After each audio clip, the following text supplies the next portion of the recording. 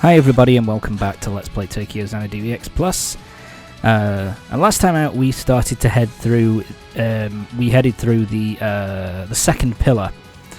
And we also got ourselves the second and final golden element that we need for the side quest with Mayu. So here we are at the final boss, and it's time for us to save Mitsuki's grandfather. And Mikuriya, I guess. Can we leave him? Please let me leave him. Oh well. Yeah, so we've got to rescue both of them. Stupid bastard. But anyway, so that's what we're doing. Time for the final boss of the second pillar. The way these bosses the pillar bosses work is that they're basically the same design but with a kind of different colour pattern. Basically as you go through the game, as you go through the three pillars, basically the first pillar has the easiest boss, with the third pillar being the most difficult. So we've got the middle boy here. He's a little bit stronger than he basically is a bit stronger than the one we fought recently in the first pillar. But what that basically means is that he just hits harder. That's really it. I don't know what I'm doing here. There we go. Yeah. The best thing to do is to get rid of these guys first, and I'm not using my brain here. Basically these things on the outside here, they don't cause any status effects, but they do cause damage, consistent damage for as long as you stay within, as long as you stay in the kind of goop near the edge. So yeah, try and stay in the middle, try to avoid. And every so often, basically, some of the floor will disappear every once in a while, giving you more of the damaging shit. Basically, more of the damaging shit to avoid. But it's nothing too, it's nothing too difficult to do. Oh, yeah. But yeah, basically he has pretty much the same attacks as the first Pillar Guardian. Same attacks, it's just basically hits a little bit harder. So it's all about just,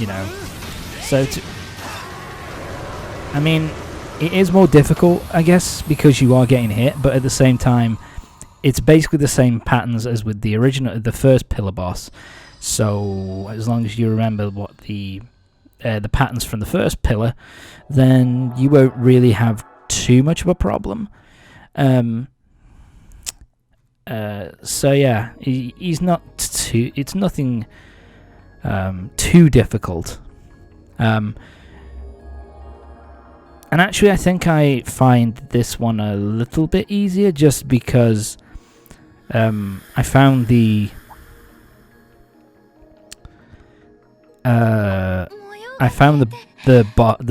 shit that the boss arena did more irritating to deal with in the first pillar, and in the second pillar it's pretty easy to avoid overall. So yeah, but yeah, that's the second pillar dealt with, which means we've got one more pillar to go. Destroy the third pillar, and that opens up the way to the final dungeon of the game. So yeah, nice and easy.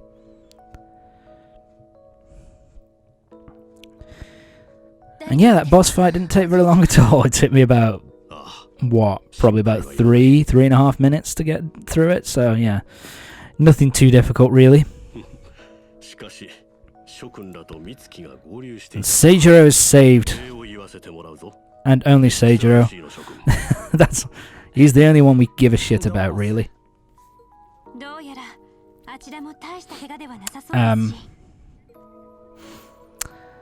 So yeah.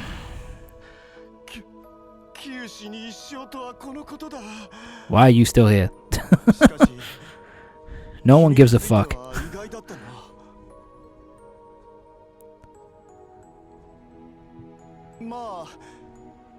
And Rion's actually bandaging him up. How he got hurt, I don't know. What was he doing? Fucking nothing. But I guess even he gets hurt. Allow this. Let me tighten it a little bit. Gotta give you a little bit of pain, right?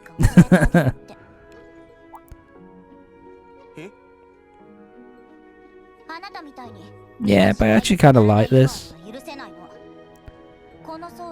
I kind of like this from Rion here. Kind of you know, a callback to her chapter where she told him that she was gonna, you know, when he summoned the angel, basically she told him, I'm gonna show you, you know, how strong an idol truly is. And she's continuing to do that, apparently. So, I don't know, I just kind of like that interaction between Rion and he doesn't deserve for me to remember his name. That piece of shit. Uh-oh. Shit's still going down. Oh shit, am I gonna have to fight something else? Oh crap. That looks dangerous. A Seraph of Darkness.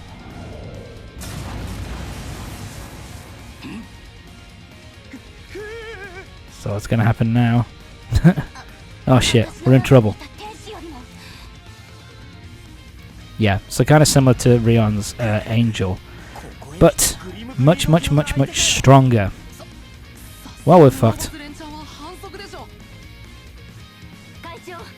Damn right, Yuki, you hate Capcom, don't you? And again, I fucking hate this. I hate this happens in games, especially in RPGs, so many fucking times. You know, guys come in we haven't seen before with the guns, and Kyoka, she's got a big gun. And this, so watch what happens. By the way, to start off with, holding a rifle like that is not gonna fucking help, dude. Jesus Christ. Just makes you think two things. The first is, why can't we have guns like that? That would make this game so much fucking easier. In fact, you know what? I'd love that as a game mode. You know, like, I don't know, rifle mode or something where you can just use that attack any time you want and just destroy everything with ease. But yeah, so there's that. But then the other thing is, if you can do that, why aren't you fucking doing this?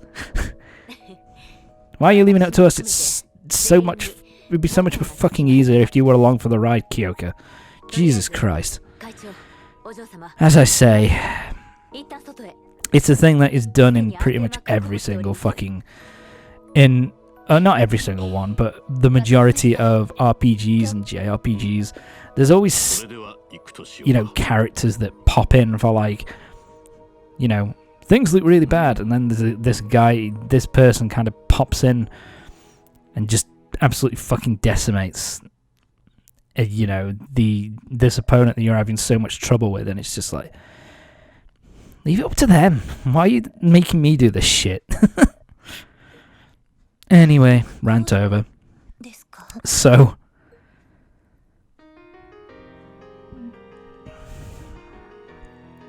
we've got him out now. And the second pillar is now done. And now Mikuriya wants to provide some assistance. So he wants to go off and do his own bit of work on his sorry, and work by himself to basically try and find out some shit. To be fair, I think the chairman's got a point. You know, that this guy,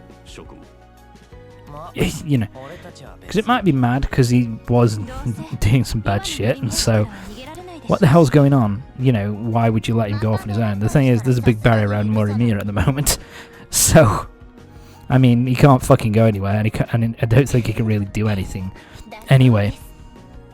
So yeah, let him go off and do his own thing.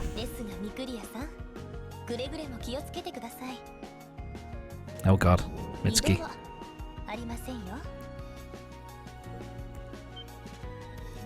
I do love that delivery, that's so good. That's the... that is also kind of a bit of a anime kind of stereotype kind of thing. Or archetype. You know, the sweetness and light kind of character who you know, all of a sudden gets serious and threatens certain death if you don't do the right thing, you know. It talks about murdering him with a smile. It's kind of he does deserve it though, the piece of shit. But I do really like that line reading from Mitsuki.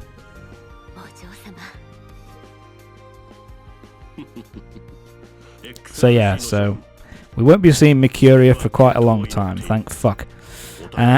He's going to go off and try and find some more information out for us to try and help with the final battle that lies ahead. So yeah, now we've got to head back to the school for another meeting to work out where the fuck we have to go next.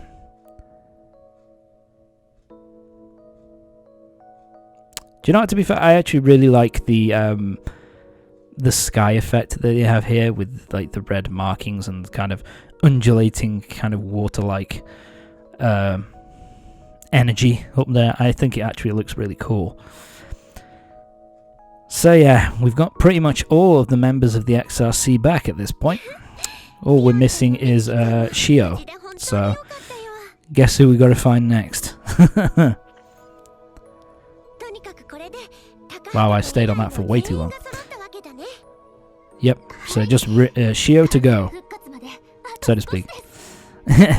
And then we'll be back at full strength. Well, I mean, everybody else has survived, so, you know, he'll be fine. Yeah, Mr. Gora's a badass, so he'll be fine.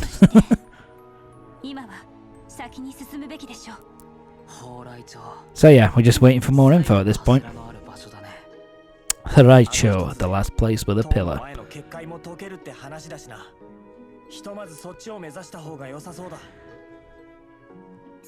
So yeah, we got new information there, so now it's time for us to head to the last place with a pillar, Haraicho, to deal with it once and for all.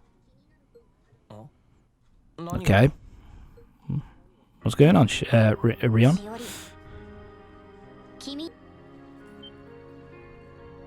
Okay. What about it?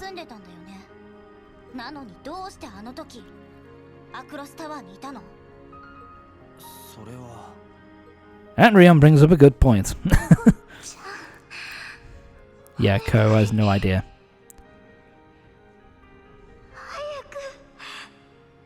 Or rather, I suppose, the better way to put it actually would be Ko does have an idea, or would have an idea about why potentially she would be there.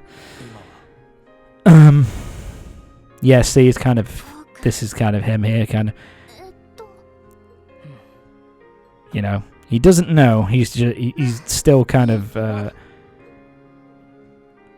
you know, he's shooting this possibility of what's going on, of what could be happening. He's kind of pushing it down at the moment to, you know, because he doesn't want to look at it.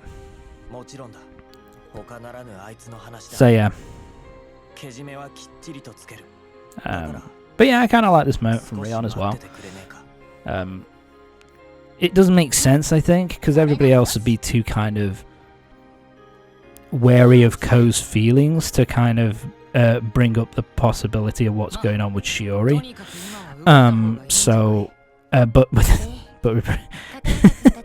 But with Rion, she is very much like says whatever the fuck she's thinking without really worrying about what hurting people's feelings. You know what I mean? Not in a bad way, but she just speaks her mind. So I think it makes sense for her to be the one to do it.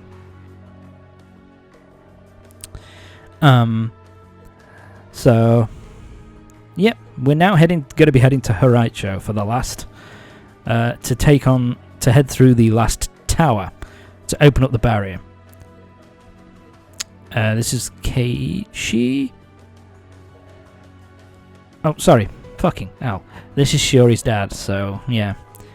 Basically, if you head back to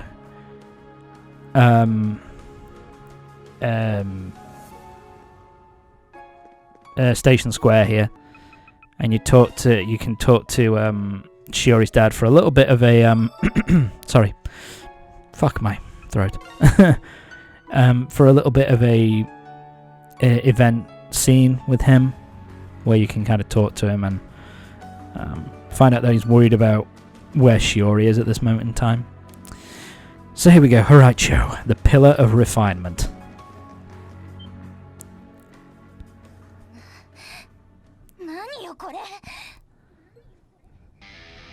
So here we are. And as with the other places that we've been to before, there's a load of assholes.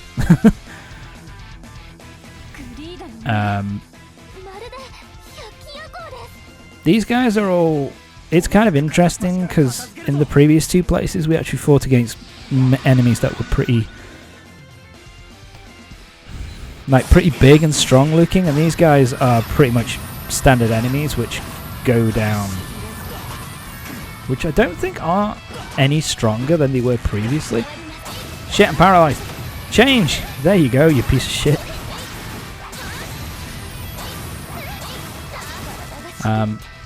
But yeah, this is honestly, damn it, I'm paralyzed. Fuck you. There we go. Oh, there's a big boy. In all honesty though, this is, in terms of the pack of enemies before you enter the next pillar, this is probably the easiest set. They all go down relatively quickly. And even the big guy at the end doesn't really... Sorry. The big guy at the end doesn't really deal too much damage. The only really annoying thing is the guys that breathe... I think it's the guys that breathe fire, which can cause you to be...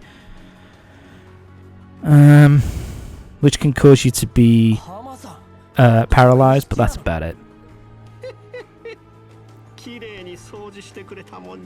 So yeah, the guy from so we got Taizo from the pawn shop, which I did not use hardly any. I think we saw it once when Shio went there with Mitsuki, and that was about it for Shio and Mitsuki's kind of side story.